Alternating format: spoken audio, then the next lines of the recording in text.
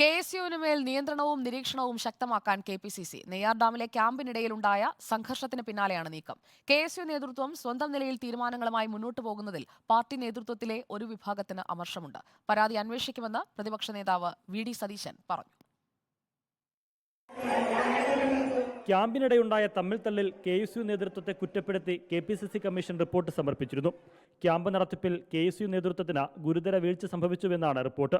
KSU നേതൃത്വത്തിലെ ഒരു വിഭാഗം വിഭാഗീയ പ്രവർത്തനങ്ങളുമായി മുന്നോട്ട് പോകുന്നെന്നും റിപ്പോർട്ടിൽ കുറ്റപ്പെടുത്തലുണ്ട്.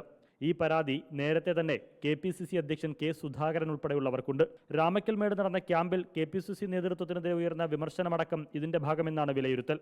നിലവിലെ സംഭവങ്ങളുടെ പശ്ചാത്തലത്തിൽ KSUവിന് മൂക്കുകയറിടാനാണ് KPCCയുടെ നീക്കം. അവർ തമ്മിൽ സംഘർഷം ഉണ്ടായിട്ടുണ്ട്, വഴക്കുണ്ടായിട്ടുണ്ട്. ചിലപ്പോൾ അത് കൂടിപ്പോയിട്ടുണ്ടെങ്കിൽ, ഒരു എക്സസ് ആയിട്ടുണ്ടെങ്കിൽ നമുക്ക് അന്വേഷിക്കാം. അവരന്വേഷിച്ച് KSU പ്രസിഡന്റ് NSU കമ്മിറ്റിക്ക് റിപ്പോർട്ട് കൊടുക്കും. അപ്പോൾ അത് വെച്ച് നമുക്ക് നോക്കാം. സംഘടനയുടെ തുടർ പ്രവർത്തനങ്ങൾ KPCC മേൽനോട്ടത്തിലാക്കാനും നിർദ്ദേശം വന്നേക്കും.